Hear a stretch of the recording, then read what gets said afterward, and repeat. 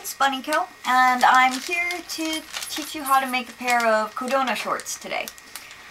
The pattern that I've used a number of times in the past is this one here. It's a Simplicity 2367 pattern, and you might see that I've circled the D pattern there that I've used as Kodona shorts. Now I've modified this pattern a lot, so I'm going to show you how I go through it. And you can look at any similar pattern and do it yourself as well. The things that I edit is I make the bottoms puffier so that when you gather it in, it looks more like a puff and less of like a couple pleats on the bottom. I'm also going to modify the pattern a little bit and see, instead of having the pockets on the outside, I can have the pockets on the inside like regular pants. This pattern I've cut and used twice and it works well, but the problem is that I cut it at a size, pattern size 10 and I am now a pattern size 12. That's the danger in cutting the patterns to your size, is that if your weight fluctuates you won't have the right size. Since I want to trace out my own version of the pattern anyway, I can always edit it, and I'll show you guys what I'm going to do. Alright, this is pattern paper I got at a store called Gale's Fabric Shop, I think, in Atlanta. If you do like an online like Google search for fabric, you'll hopefully find a store that isn't like a Joann's or a Hobby Lobby, but one owned by people, and they might have some pattern paper. If they don't worry, you can use pretty much any paper, but you want something kind of thin. This one's just convenient because it has all the numbers and letters on it, so it's like basically a grid pattern, so you can lay it out. You need to trace the pattern onto this. It does help if you have a light table. Being an artist and having worked in animation for a couple months, I actually own it. So, it helps also if it's not broken. There we go. If you don't have a light table, don't worry. You can always use a window and tape your pattern and your paper to the window during the day. So since it's already cut for a 10, you might be wondering how in the world I'm going to make a 10 into a 12. Well, it's called guesstimation. The pattern extends out, you know, and you'll see the line for like 6, 8, 10, and 12. So you can guess where the 12 line would be and just draw the line there. You want to transfer everything that you can, including the little dots and the carrots and everything.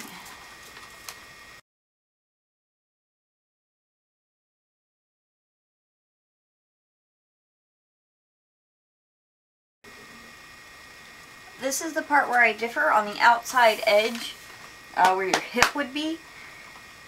Keep it the same at the top, but pull it all the way, pull it out much further. And you want to measure how far you do it so you can do it to the same amount on the other pattern. I only got so much space here. I didn't leave myself a good buffer, so I can only pull it out so far. So, 1, 2, 3. I pulled out 3 inches, so let's roll with that 3. I'll mark it so that I'm exactly 3 inches out.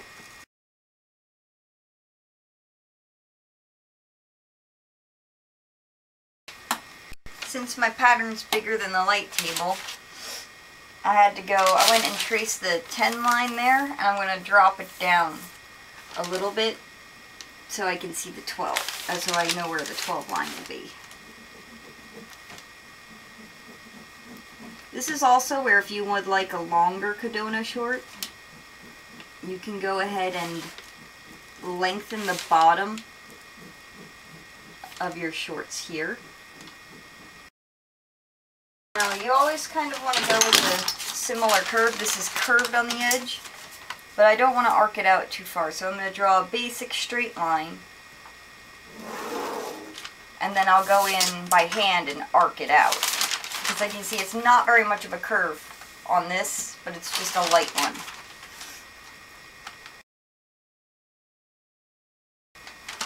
You also want to make sure you transfer all of the information on there, so you can store this separately and you know what part is what. You just want to repeat that with the other pieces. If you're doing this for yourself and you know your weight does not fluctuate, you can go ahead and cut out the correct pattern size. If your weight does fluctuate, you can go ahead and trace it out the correct pattern size for you at that moment.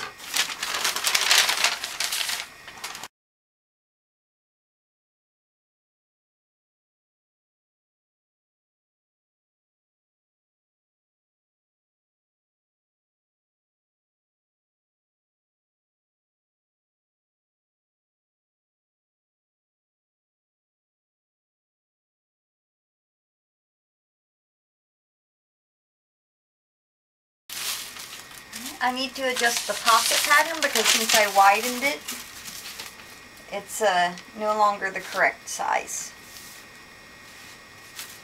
I'm also changing the pocket pattern a little bit. Looked online for how to put in a pants pocket, made a little mock-up for myself so I could see what I was doing.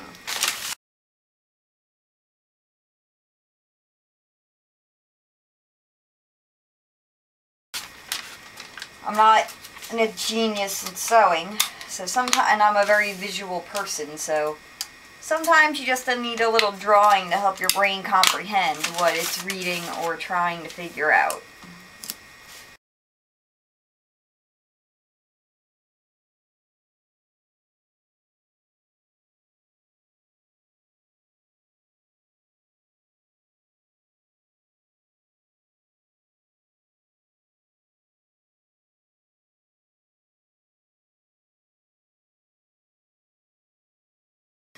Alright, and all I have left to trace out is the waistband and the bottom of the leg. I'm going to go ahead and do that now.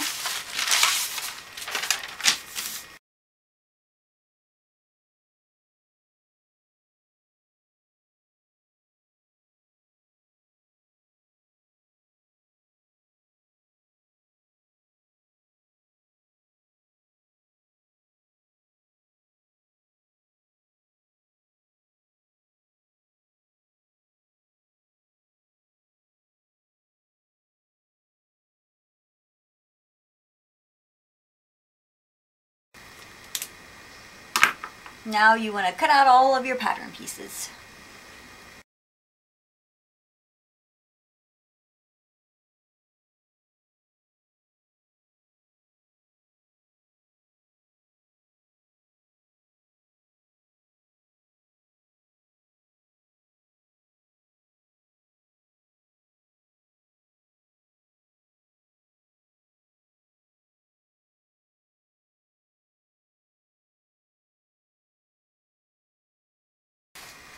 Now that you've cut it out, I'm going to go ahead and clean up this pattern and put it back away. I'm going to keep the instructions out, but I no longer need these pattern pieces, so I'm just going to put them away.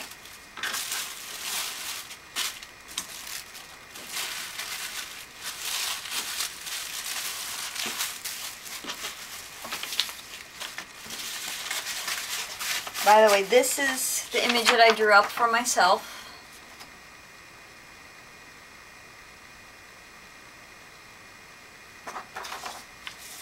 Hopefully it'll work out well. This is my first time trying, so you'll get to see the process here.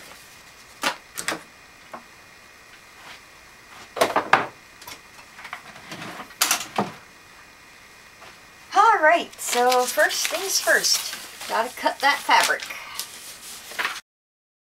Let's hope I have enough, because this is left over from a costume I did.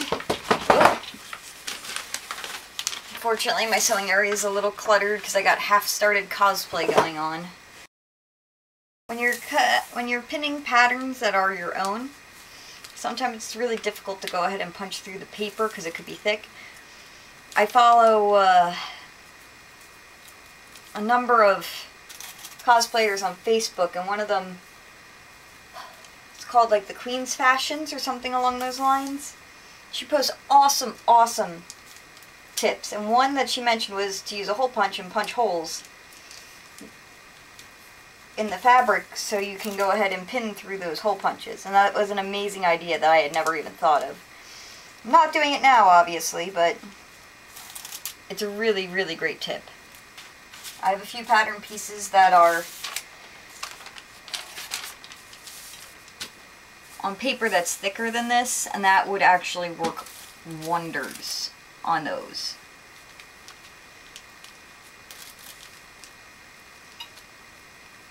If you bought the same pattern that I'm working with now, don't worry about the weird pockets I'm doing. You can still follow along and just do it per the directions and have wonderful little Kodona shorts.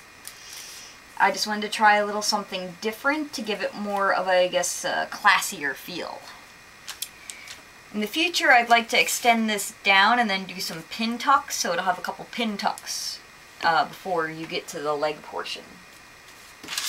But for now, I'm just going to do it as is.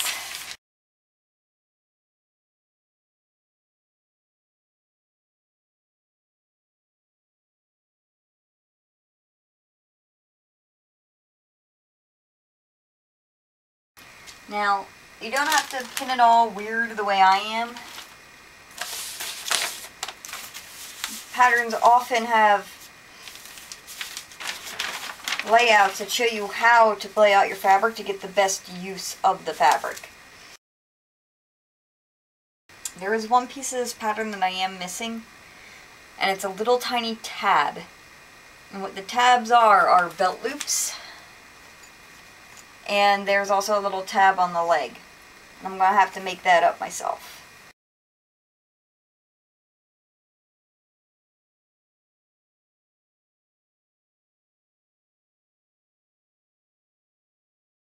Once you've cut out all your pieces, save some of your larger scraps to test your stitch line on, to make sure that the needle you're using is new and sharp and the right weight, that the thread you're using works well, that nothing's jammed. So you want to just do a test straight stitch on your fabric. The same with your serger if you have one, just to make sure everything's right and you don't screw up your pattern pieces. So save these, put them by your machine and run them through to make sure everything's okay.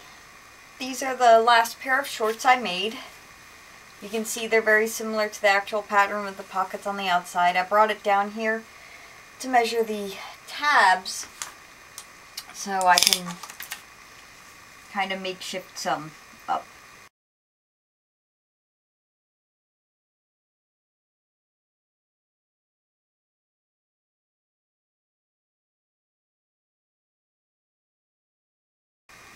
I added 1/4 seam allowance on all sides. If you're using the pattern, it'll have this tab in there and you'll know the exact size. If not, I made mine 2 1/4 plus 1/4 inch seam allowance on either side, and 3 1/2 plus 1/4 inch seam allowance on the bottom. So full measurements is about 2 1/2 by 4.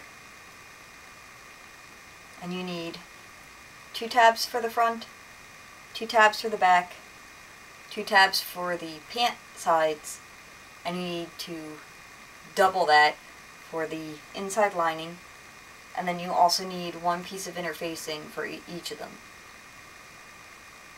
So you need to cut out 12 rectangles and 6 pieces of interfacing.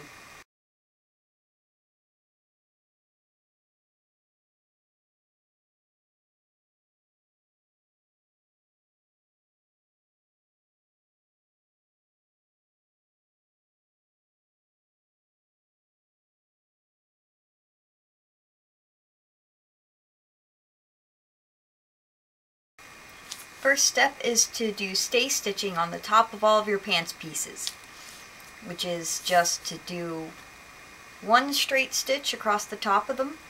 And it says right here, the stitching stays in permanently and helps prevent stretching on curved edges. So first things first, you stitch along the top of all your pants pieces. So these pieces here, you're going to stitch right along the top of them. Don't forget to mark your carrots and your dots when you remove your pattern.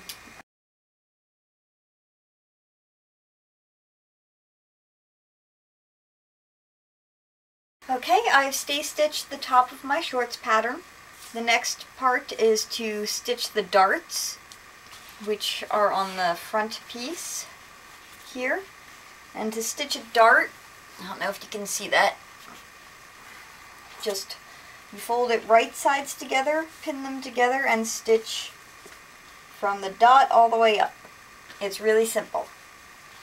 And then it wants you to sew the front piece to, whoops, sorry, that's the back piece, my bad. The front piece to the back piece, right sides together at the crotch line, the inside seam of the leg. So that's what we're going to do. This is going to look very similar to the bloomer pattern that I did. You can even use that bloomer pattern to make Kodona shorts if you want. The top will just be elastic as well. In the same way that we did the half elastic Lolita skirt, you can do that to the bloomers if you would like to have a half elastic bloomer with a flat front, and then it would look a little nicer for you to do the bloomers as a Kodona short if you wanted to. And in the same way, you can extend the bottom part of the leg and do some pin tucks if you want to make it look a little extra fancy. When we get to the bottom of these Kodona shorts and I sew on the bottom piece of the leg, you can apply that same idea to the bloomer pattern if you prefer to do that instead of buying this pattern or finding a similar pattern I'm working off of. So that's an option as well. So right now, I'm going to go ahead and stitch my darts and then stitch the back side to the front side on both pieces. So these two are going to get stitched together like that. And then this one and this one are going to get stitched right here. Okay? Here's the dart that I just made. And that's what it looks like on the front. That was where the bottom of the dot was. And this is where the two dots were at the top. And I just folded it and stitched it. So this is the right side of the fabric now with the dart. Here's what it looks like stitched together. Here's the inside with the inside of the dart. I've pressed this seam flat. You can see that I stitched the front to the back there. The next point I want you to do is to stitch the crotch line together. So you're going to take one piece, right side up, other piece right side down, so they're right sides together. You're going to line up your seams, your notches, just like that. And then you're going to go and you're going to stitch right along here, okay? Okay, I went and stitched the crotch line here. I also had forgotten to finish my edges, so I went and quickly did that. If you don't have a serger, don't worry about it. You can always use pinking shears, which are the zigzag scissors, and you can cut along all of your edges. Or you can do a French seam, which I showed you how to do in the bloomer tutorial. Now, since I am screwing with the pattern, I need to figure out how to do my pockets. So, I need to take this piece, the front, where I have my pocket seam, and stitch this piece to it right sides together. So I'm going to go and finish the edges on this, and then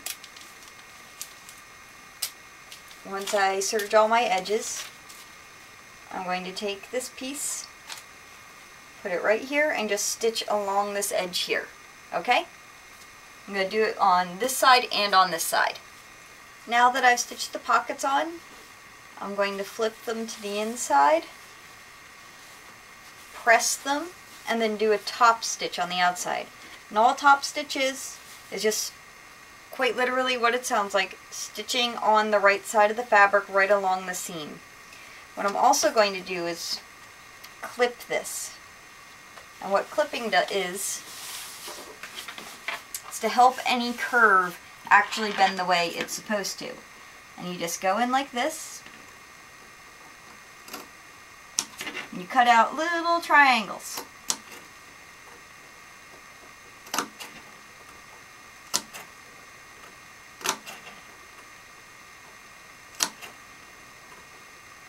So if anyone ever says clip your curves, you now know what they're talking about.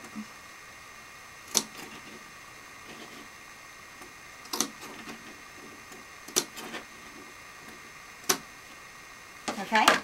So now that'll bend a lot easier. So I'm going to go ahead and clip the curves on this side as well, fold them over, iron them, and then top stitch right along that edge. Alright, I've clipped my curves and top stitched. Hopefully you can See that I did it very close to the edge there. So now this is the front of my pants, what they look like right now. In case you couldn't see earlier, this is what a clipped curve looks like. You see, when you're clipping your curves, you don't clip past your stitch line. You clip just before it so you don't cut it in half. That helps it bend a lot better. What I'm going to do is going to take these pieces that look like rectangles. I'm going to stitch them to this piece. I'm going to serge all my edges, and then right along the curved edge of the pocket piece I just sewed in, I'm going to stitch this on, but only on that edge, only right here, okay? And I'm going to do that to both sides. So I went and sewed that rectangle piece onto the back piece of the pocket, and you can see how that rectangle finishes my top edge of my pants here. I hope you understand how that works. Now we're going to continue on as the pattern tells us, since our edge here is now complete. And what it wants us to do is the same way in the bloomer tutorial, is to flip up your back onto the front and stitch these edges here. One of these edges should have a notch on it. There's one right here. I'll mark it. On one edge you're going to stitch all the way up, and on the other edge you're only going to stitch up to the notch because you're going to have to put a zipper in. So on this one I'll only stitch up to the notch, and on the other side I'll stitch completely all the way on the edge. Okay. I've now stitched my pants together. And I left this side open for the zipper. Now we just set this aside for now. The next step is to take your waist pieces, apply the interfacing to the wrong side of them, and then you're going to stitch them together. Then you're going to take one of these and one of these, and one of these and one of these, and stitch them together on one side. You're also going to take your tabs. You're going to put interfacing on one of them, and then you're going to put them together, and these only had a 1/4 inch seam allowance, not 5/8, remember, and stitch around them, trim really close to the stitch line, and then turn them inside out. Okay? I'm going to go ahead and put the interfacing on, and I'm going to take care of these two. Remember, there's a 4 and a 5 for front and back. Interfacing on the wrong side, put them together, right sides together, stitch on one side, open it up, press the seams open on both of these.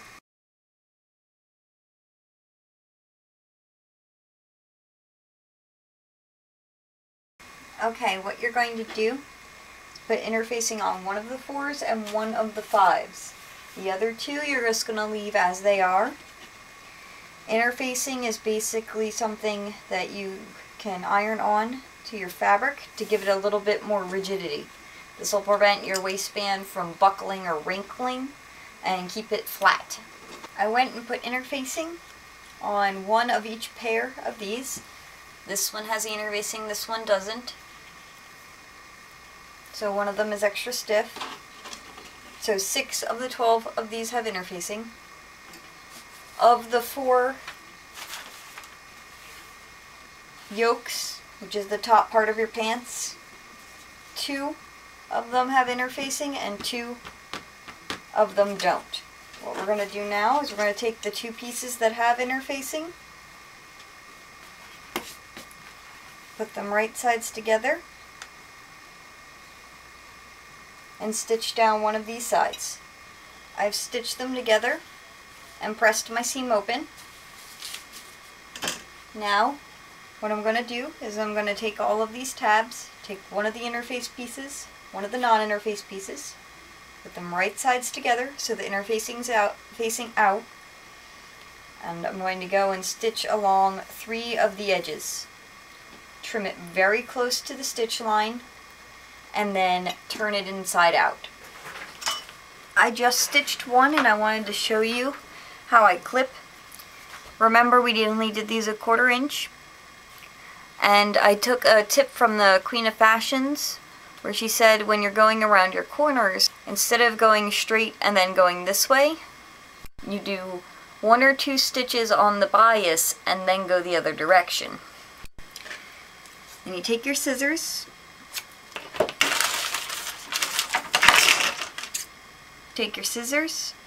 and cut very, very close. Very close to that line, okay? When you get to that edge, where it goes on the angle, turn out, cut across a little bit, and then do the same thing. Cut very, very close. Do not cut the stitch line.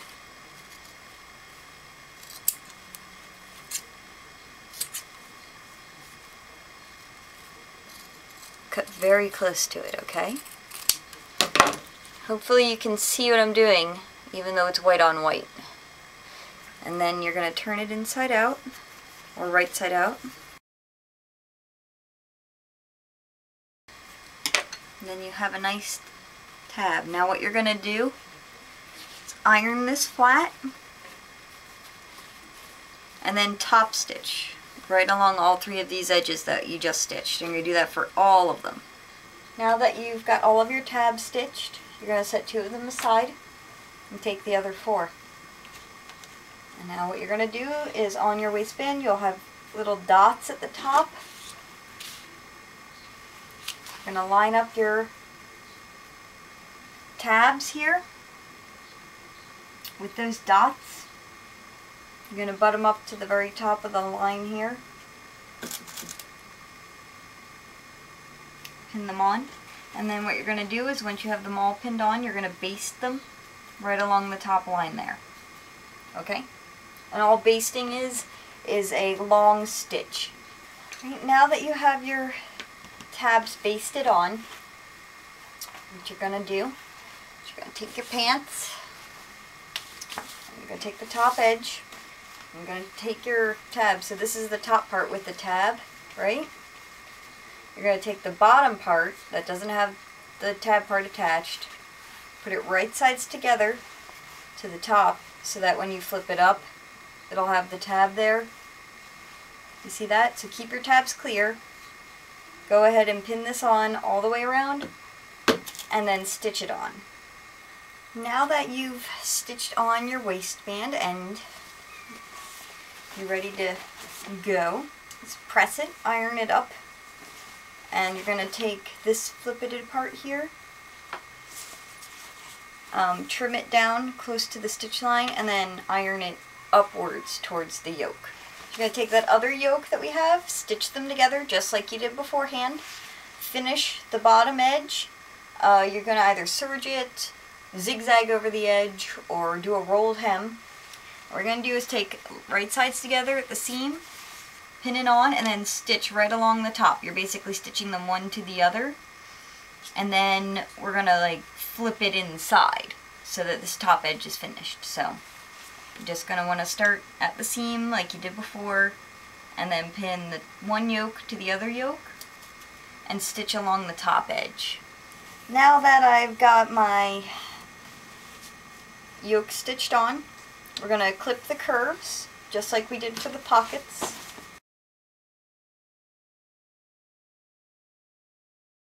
And what we're going to do is you're going to turn it in to the inside and press it. I've gone and I've ironed it down, and then I've pinned it from the outside like it asked me to. The instructions say, turn facing to inside, pressing out carriers, which I did, they're sticking up. Finished edge of facing extends approximately 1/4 inch beyond the seam, which means this edge should extend 1/4 inch beyond this seam. Pin facing in place, placing pins on outside, stitch in the ditch of the yoke seam, catching the facing on the inside and removing the pins as you come to them, baste raw edges together. So basically what that means is you're going to try and stitch in this line here, and when you're stitching in this line, you're catching this piece from the back, and instead of stitching over the pins, remove them as you come to them as you're stitching. If you're not confident enough about stitching in the ditch, or having done a small rolled hem leaves you kind of short and really close to that edge, you can just stitch on the yoke just above that line as a top stitching instead, and that way you're guaranteed to catch the back part and you don't have to worry about stitching in the ditch. I think all of the other pants I've actually done a top stitch here. And then it says baste raw edges, which means do a long stitch on this edge. It's basically a placeholder stitch to make sure it's not going to wiggle out of the way. I went and top stitched because I'm not confident in my ability to stitch in the ditch very well. So you can see that the top of my pants here have a thin line right along the top.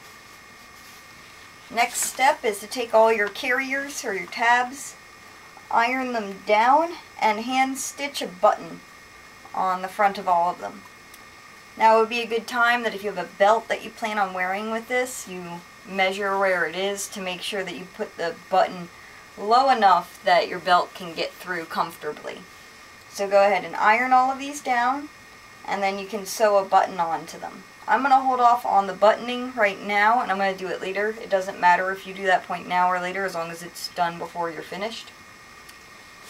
And move on to the legs, because right now this just looks like a really wide pair of pants. A pair of pants that would fit, but they're like shorts, big shorts. Take your long lost neglected piece, number 10, which is your leg band. And you're going to take your leg band and you're going to stitch them together, right sides together, and then after you stitch them together, you're going to turn this up a ½ inch, press it, and then trim it down to a ¼ inch. This is where, if you're making a pair of half elastic bloomers and you want the legs to look more Kodona-ish, this is where you would do this. Now, on the bloomers, you basically just stitched on bias tape and ran elastic through it to make the legs fit. In this one, you're going to have to do it a little differently. These are the bands that are going to go around your legs. So you're going to measure your leg, take that measurement for the length, add seam allowance. However wide you want it, double it, add seam allowance. Now what we're going to do to attach these onto here is you're going to gather this, just like you did the top of the Lolita skirt, only you're going to do it by hand. And how you gather by hand, if you don't know, is you stitch 2 lines of the longest thread that you have, like you set your machine on long stitch. Do not back tack, just put the needle in and run, and you do 2 lines very close to each other all the way around, and you stop like on either side of the seam. And then you grab those and you grab onto the bottom threads, the bobbin threads, hold them, and then push the fabric down the strings. You need to do that instead of using a ruffle foot because we need to make this leg fit within this. Hopefully you can see the 2 lines of stitching I have there. And then what you're going to do, you're going to grab your bobbin threads on the back and very slowly push the fabric down them. My fabric is a very heavy fabric, so this is quite difficult. If you're using a lighter fabric, like a cotton, something like that, this will go much easier for you.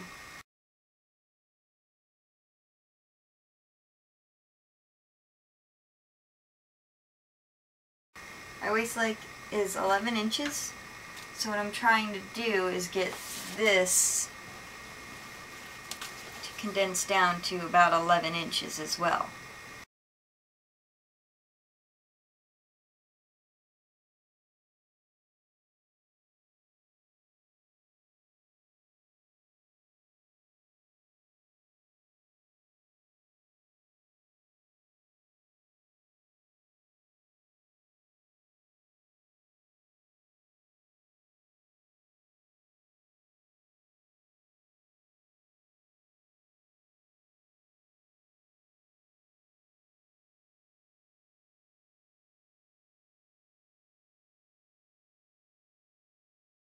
I've already got this one ready to go, but I just got this pant leg down to about 11 inches.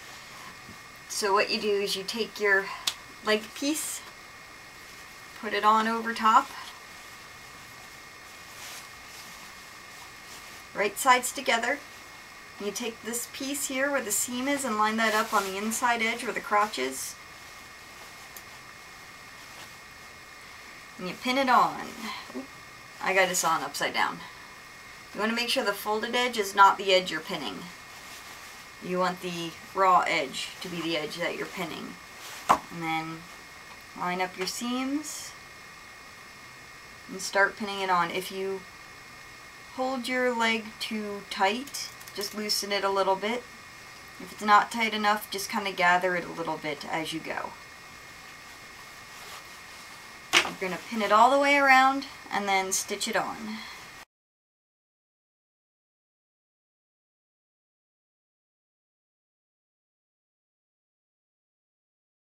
Got a little extra here, so I'm just going to like pleat it a little bit, fold it over, and then pin it. Now you're going to go and stitch this on right along this top edge here. Now you're going to do something very similar to like what we did with the waistband. Now that this is stitched on, you're going to turn it right side out, iron it, and then you're going to fold it in half. Turn this inside out. So turn it this way, iron it so that the seam's flat, and then fold this over and then press it so that you're basically folding it in half. And then it wants you to do the same thing as the waist, which is pin it from this side, having this extending over the stitch line, and then stitching in the ditch there.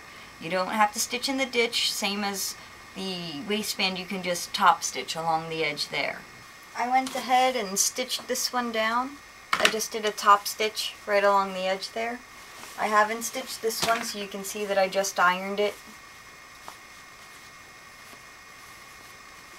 Now if you want, and what I've done with my shorts in the past, is when I get close to the edge, like where I'm going to close it up, so let's say I start here and stitch all the way around, I leave an opening, and I put thread elastic through this. And the reason I do that is that I like the shorts to grab my legs at the top as opposed to being baggy and hanging open. But that's up to you. Most of the shorts that I've seen done by brand names leave them open so you have like a 2-3 inch gap at the thigh, especially if you have thin legs. Personally, I prefer the elastic. If you put elastic in, it's not going to gather the same way as bloomers do because we've already gathered this fabric. It's just enough to make the band hug your leg a little bit. So you don't have to do that. You can just go ahead and top stitch it on if you want, or you can leave a small gap and thread elastic. Now you take the 2 tabs that you had saved, well, on the outside edge where your hip is, you're going to pin these on, and what you're going to do is you're going to pin it one way, stitch it on, and then flip it over. Mine, since they aren't the original tab pattern, are big, so I'm just going to fold mine in a little bit.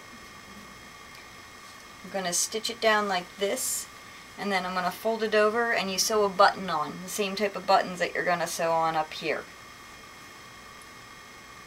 And that's just decorative to make it look really nice.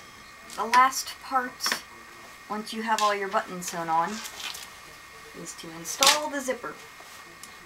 I'm going to tell you straight up, I'm really not the best at putting in zippers.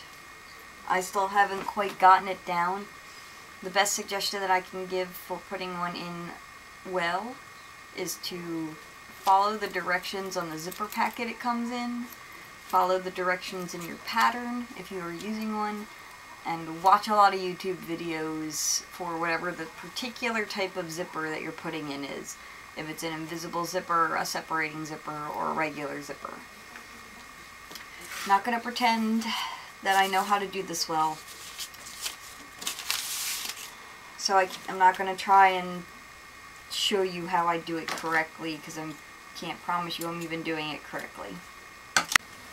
Alright, I've sewn on all my buttons, which are purely decorative. If you don't want buttons on this, you don't have to put buttons on. You can just do a simple stitch, just basic stitch on all the tabs.